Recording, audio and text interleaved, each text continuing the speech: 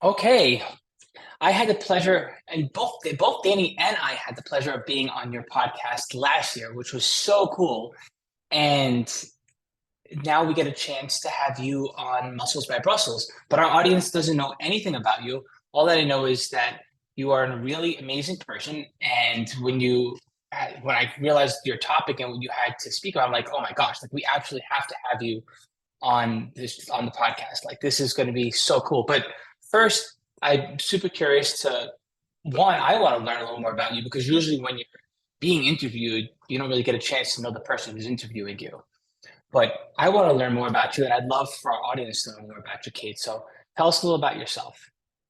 Giacomo, it's a pleasure to be here with you today. And it was so much fun interviewing both you and Danny for my podcast.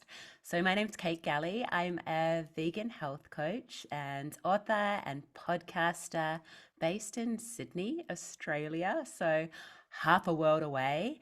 And I guess I've been vegan for 7.5 years and vegetarian for 23 years prior to that.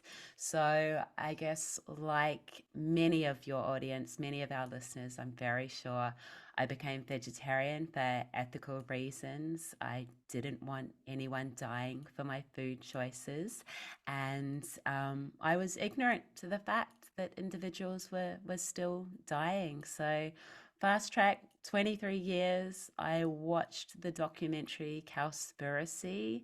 I found out that we'd been lied to. I basically became vegan on the spot. I remember giving away like a couple of trays of free range organic eggs to my clients because, I obviously couldn't have them anymore.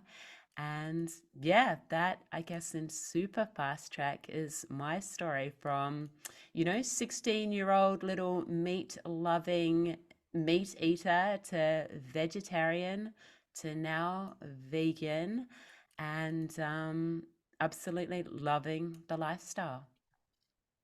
Right on. Was there a particular moment that you remember when you went from meat lover to vegetarian? Yeah, there was a girl at school. So again, I was 16. I was having a conversation with a girl at school who, was really healthy and assertive and was telling me all about the way, basically opening my eyes to the individuals behind our food choices. And that kind of planted the seed. And then there was a particular moment after that where I was at a family friend's house and they made us this horrific meal that was actually smoked trout and fish roast soup. And I always hated the taste of fish, even as a child, even though I loved the taste of meat. And this was the most rich, most horrific soup. And when you're a child, you have to eat everything because it's polite and you need to do that. And I consumed the soup and we got back in the car and it was a long and windy drive. And obviously, I vomited that horrific soup back up again. And I kind of declared at that point in time, I'm in control of what I eat. I'm in control of whatever I put into my mouth, and I'm not doing it just to be polite. So it was that and the ethical consideration after that conversation with the girl at school, and I certainly never went back from there. Right on. And then what about Cowspiracy? What was it about that resonated with you to make the switch to vegan?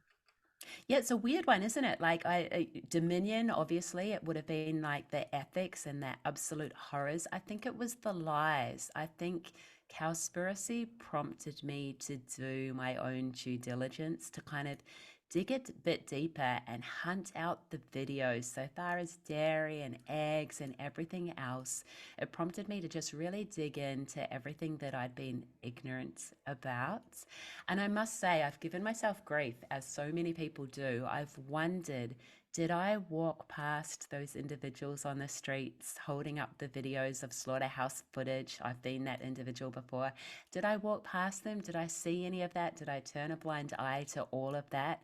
I don't think I did. I can't remember any of it. So it really was Cowspiracy that just led me to look deeper. Right on. And what about your experience with wanting to and then becoming a coach? So I was a debilitatingly shy teenager, and I actually got into the gym as a way to transform both my body and also my confidence.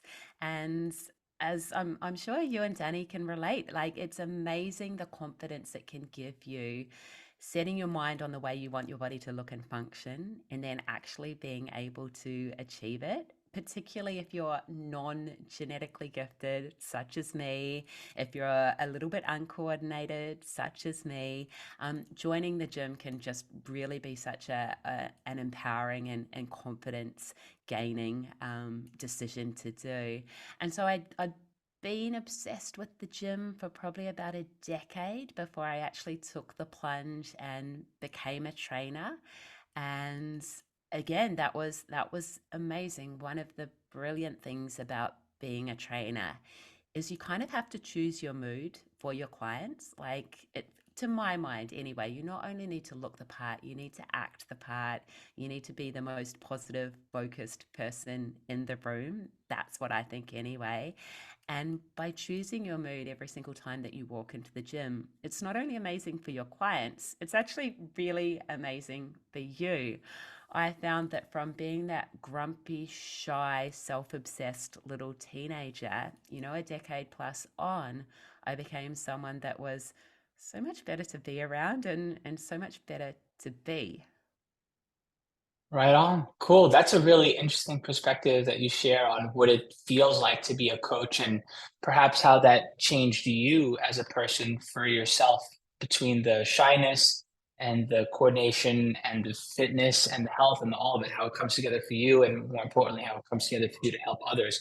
Can you tell me a little bit more about how you help others and work with them on a deeper level? You mentioned earlier before our conversation today that you have this idea of overwhelm and how that affects others in their beliefs on what they can and cannot do.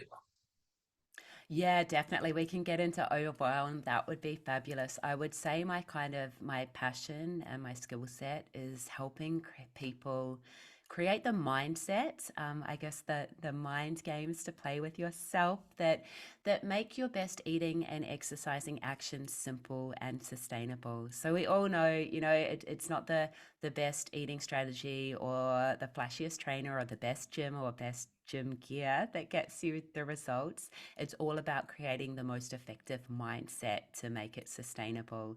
And I would say joyful and fun as well. And so, overwhelm is one tiny little component of that. To make it fun and memorable, I'm a massive fan of the acronym. So, I have a 9 step overwhelm overcoming acronym.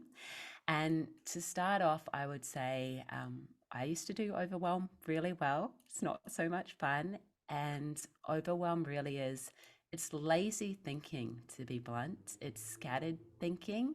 It's focusing on everything that you have to do with a really special emphasis on all those things beyond your control.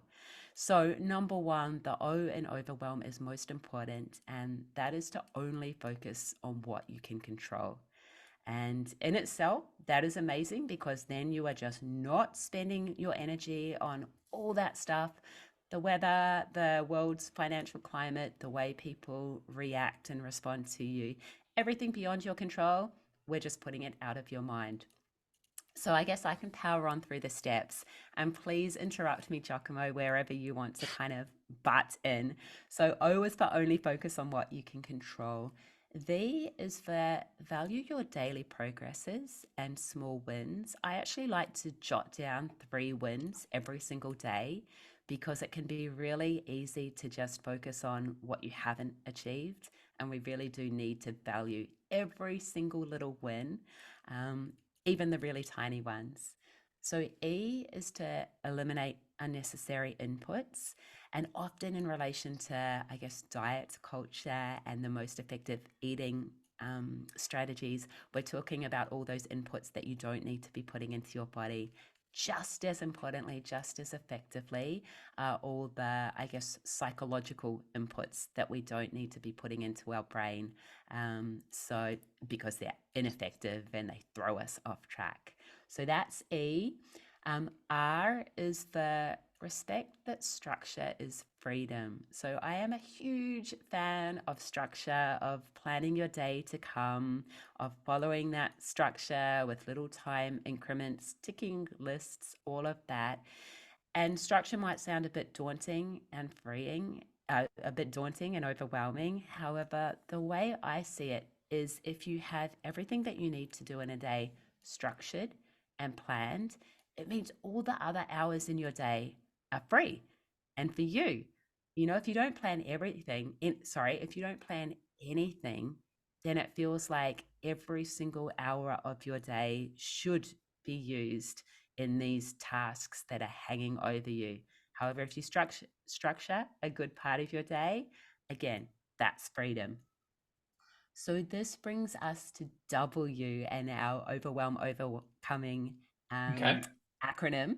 And W is a willingness to constantly upgrade the freedom creating structure. So if you're a little consistency queen or king like me, you can sometimes hold too tight to your structure and your routine. And so, W, that willingness, is all about recognizing when something isn't working any longer and upgrading it for the better.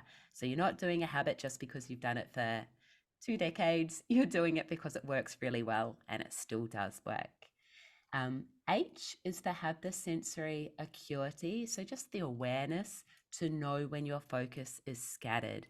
So, again, we can get really busy just doing the do, and maybe it's not the most effective do. And so, this step is just bringing yourself back to the present and I guess asking yourself, is this the most effective use of my time right now? And then having the discipline to change that focus. Powering on through, E, super important. I've got escape to nature at least weekly. But for you, for our listeners, it might be something else. It might be escaping to whatever it may be, escaping to spending time with loved ones, whatever it is. But for me, it's nature. I find when I get ratty and low tolerance and overwhelmed at things that shouldn't be overwhelming, it's when I haven't had time outside in nature. 8, super important as well. This is to lock and load the big rocks that keep you healthy and happy. So, big rocks are those things that have been proven to be super effective in your life. So, exercise, meal prep, adequate sleep, adequate water. You likely know what they are for you. And I super recommend that you actually lock and load them into your schedule so that they're a non negotiable appointment with you. M is perhaps predictable. It's a habit that took me so many years to stick to, but it's a game changer, and that is to meditate. So, those are my 9 overwhelm overcoming tactics. Yeah, and you make it sound so practical, so simple, so sensible. And then I think about when you coach people and you almost feel like you have the same person over and over again has the overwhelm because they want so much out of life and they're asking for so much out of life, and life is ever changing. And there are Mm. good problems coming their way and bad problems coming their way. Plus, they have the sense of continuing to try to do more and more. And how will they do it all? And I like how you ended the idea of overwhelm with practical stuff like taking care of the bottom of the pyramid, your sleep, and or like your hydration, for example, and then also meditating and getting out in nature, things to keep you tethered and grounded when you're, I think you said, feeling ratty, so to speak, and then you start the beginning of it thinking of the important things, like you don't have to feel overwhelmed, and there are things that you can do that are, as we like to say over here, systematic, as in the way that you're saying in your words, very similarly, right? The routine, the consistency, and all that, and how that all can come together over time. But in theory, sounds nice. In actuality, in practice, how do you tackle this with people one on one who are not systems? They're people who are trying to put these things into action and are failing or feeling like, well, that's all well and good, Kate. However, how can you make this a part of my life? What's like a good way to start? 100%. So many. I will always bring people's attention back to the O, the only focus on what you can control. Because if someone's feeling scattered, generally it is that they are wasting their energy with the things that they actually can't change. And we've got limited energy, limited time, limited discipline in a day. So I will often do that. I'm also a huge fan of the brain dump. I do that regularly myself and I recommend it to a client. And it basically just involves getting a huge piece of like A3, whatever it is, paper and dumping, taking 10 minutes, however long you need to dump everything that is racing around in your brain down onto that paper. And that in itself sounds like it might be contradictory, that it might be overwhelming. But actually, when everything's written down and you're looking at it there on paper, it's a lot less than when it's an unlimited amount of mess in your brain. So for a start, dumping it on the paper is amazing. And then I would get people to categorize everything into three categories. One is ditch. So these are the things that you actually don't need to do. They're not important or they're not within your control. They're in your brain, but they're not within your control. So ditch them. Up next, delegate. Maybe they have team members, maybe they don't, maybe they have family members. Delegate whatever you can in that overwhelming pile. And then the next one is do. So these are the things that they really do need to do. And most importantly, I would coach my client to decide on the one most impactful next do item and to action that ideally today.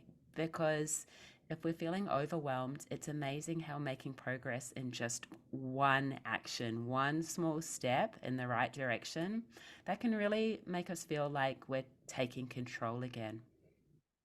Yeah, it's very true because even when you get what you want on paper, if you're not feeling good while you're doing it, the reward, even if it's a long-term reward, it's not going to be enough to keep you feeling healthy and keep you going. And why should you suffer for your goal? And I Mm. feel like that is definitely a challenge when someone does anything long enough. Sure, they can accomplish their goal if they're a do or die kind of person, but at what expense, at what cost? And that's where I like how you mentioned to do the brain dump and to take care of yourself and to realize that you're enough and that you can actually work on whatever it is, the scatter, as you call it. Yeah, for sure. For sure. Yeah. And you find like that you have to continue to check and do these rechecks just to make sure along the way where instead of just trusting your process because you're able to keep going, you have a way to check in and be like, okay, well, what are going to be the hurdles and the roadblocks right now and the challenge that you can't even see coming at you. So your approach just sounds so nice and so refreshing as opposed to the way the fitness industry, in my opinion, I'm not sure how it is, but even just globally, like digitally, to me personally, the fitness world, the fitness industry seems like everyone should just push, push, push and just do better and work harder. And there's a there's a there's a need for that, but there's also a limit into how effective that can be. Because why should people have to hurt while they're getting to where they want to be, getting to be a physically fitter and healthier person? 100%. I think that you're absolutely right so far as the fitness community. It is absolutely also the case so far as the vegan and animal rights activist community. When something seems so urgent as an animal rights activist or so important as your health, the tendency can just be to push until the death, to like, or more so just to your detriment. Self-care, as cheesy as it may sound, is something I am really super focused on as well right now. I think it is so important for us to build into our every single day those rituals, those habits, those non-negotiables that help us achieve sustainably and also enjoy the journey, right? It can be so easy to be focused on that goal in the future and the pressure we put on ourselves to achieve it. However, in every single day, we should be striving to enjoy every single day as well, because whatever we're working towards, whether it's a healthy vegan world or whether it's that ideal body that we can confidently rock around in, sadly, it's going to take us longer than we expect. So we have to look after ourselves on the journey to get there. It's really interesting that you mentioned the animal rights stuff and the giving with the activism and how that needs to be the right here, right now, must do kind of stuff, and how that pressure can affect people and challenge, especially when you're dealing with those who aren't activists. And right, it can just be such a challenging thing to work through conversationally when it's so important to you, and you just kind of see the crippling, the big everything, the world around you just not being that way. You're like, come on, I really want to make a difference. And you put that pressure on yourself to control what you I, can control.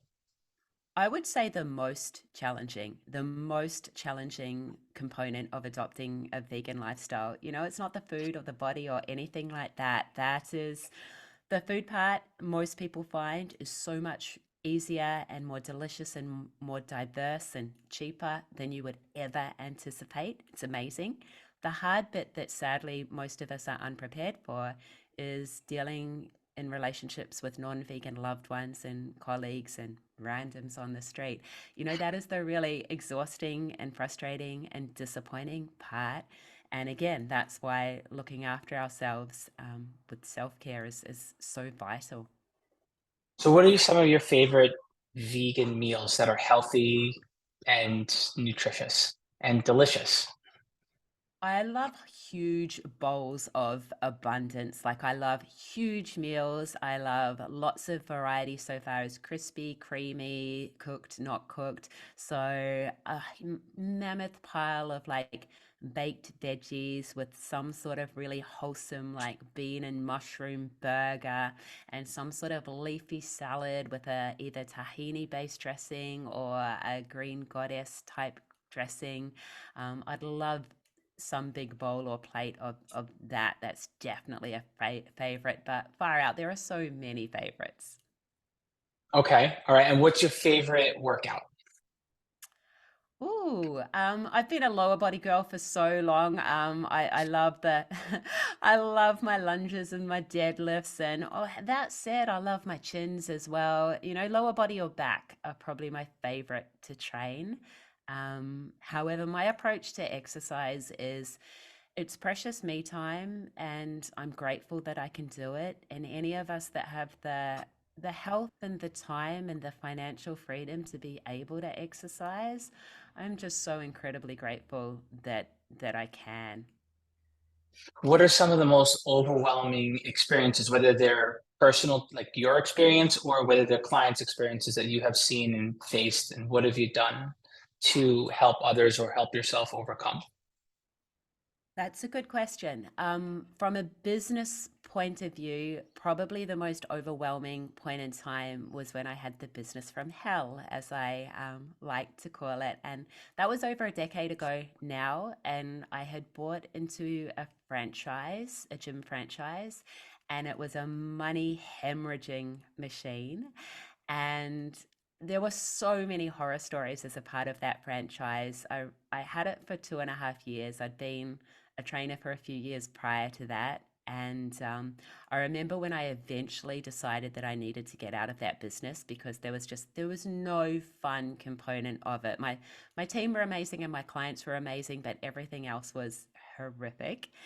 And I was looking to sell the business, and I had a business broker, and he was a grizzly old Aussie gentleman who'd seen a lot and tough as anything. And I remember him saying to me, Kate, when you eventually escape this business, you need to write a book because this business is a soap opera. Like, just so many things went wrong with that business. Nothing went well. And that was the time I kind of really knuckled down on everything self development and just devouring all the audio books, and podcasts weren't even really around then, but just devouring everything I could to kind of focus on what I could control. And even more so, even more than the overwhelm, it was more about, I guess, learning to back myself. That was one of my most important lessons in that business and in life. And I would say this is hopefully useful to everyone listening. The fact that times are uncertain, right? Like, maybe for the past few years, it's felt really, really uncertain. The fact is, life has always been uncertain. It's just been kind of forced in our face in recent years. And I kind of learned that much more effective than trying to control circumstances and trying to have certainty in circumstances. The more fun and effective thing to do is to have certainty in you. So to back yourself to come up with the goods no matter what the circumstances. That's what I had to do when I was hemorrhaging money, when I was taking money, cash off my personal credit card and putting it into the business bank account so that I could pay my team on time. You know, when my business partner took off overseas and wasn't there to sign the contract when we finally sold the business. And the lawyer said his signature needs to be there one way or another. I'm sure enough years have gone by now. You know, I just kind of learned that really you're the only one that can come through for you. And that has been, I don't know if I could have my time again. I probably wouldn't get into that business again. However, I almost probably would because that lesson was just so important. And I think of it in tough times moving forward. So many times I'm like, you got through that, you can get through anything. Yeah, for sure. And there's a lot of relating that I'm sure for others who have had their own businesses and kept going, whether it was the same business or something new business wise. And I'm sure there's a lot of parallels there that others can relate to that have nothing to do with business or career or in general. And you find that with clients all the time, where they come to you and they're looking for something and the outcome is just not what they envisioned and they just keep going. And even if they're not sinking deeper into the same thing, it's like, what do you do after the fact? How do you keep going? How do you, it almost seems like they have to start all over again just to accomplish what they wanted to accomplish all the time when, and I hate to say it because it's tough love and it's really calling someone out, asking them to take full responsibility and to not make excuses for themselves, that the only thing standing between you and you accomplishing what you want to do, and it hurts to say it, it's you. It's Of nobody course. else. Yeah. Of course. 100%. Right. Yeah, well, full responsibility is also full control. So I am absolutely down for having 100% responsibility because I'm a control freak, and that also means I get 100% control. There is again a freedom in that, and I would also say back to the overwhelm component. As coaches, something that I found hard to um, get better at and I'm endeavoring to do all the time is to not be overwhelming ourselves with all of our advice, especially when you have someone who's looking to adopt a plant-based lifestyle. And sometimes you're just so damn excited. You just want to download all this amazing information on them, and it can be too much. It can be overwhelming for the individual, and maybe they just won't even make a start. So I'm getting better at just getting them to let me know what is the next one most important thing we can do together, I can help you with, rather than gushing everything all over them. Right. And the easiest sell, of course, is tell them, hey, you can do these 3 workouts a week.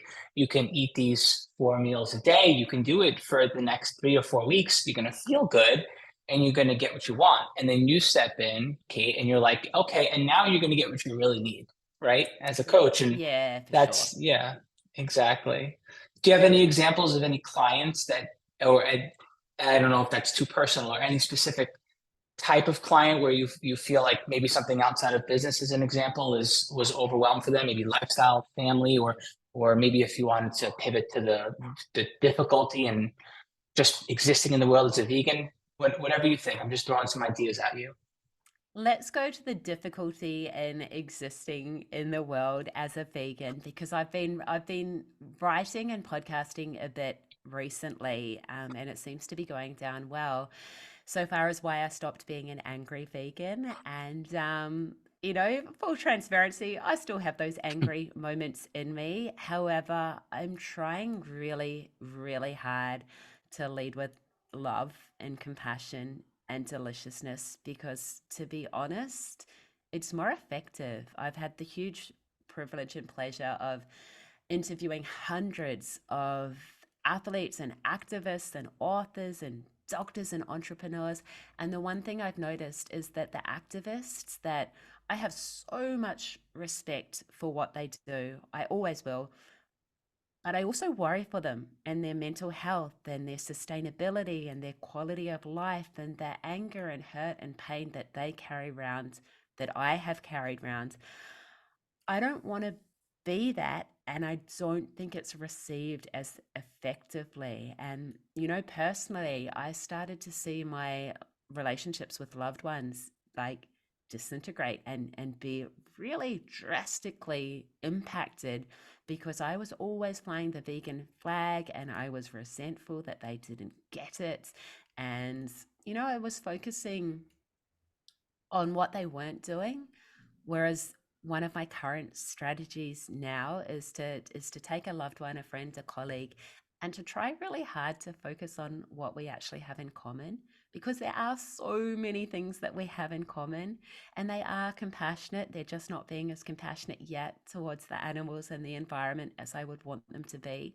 However, there is a lot that we can connect on. And I guess I have a little AVC for that as well. And an AVC for how I stopped being an angry vegan.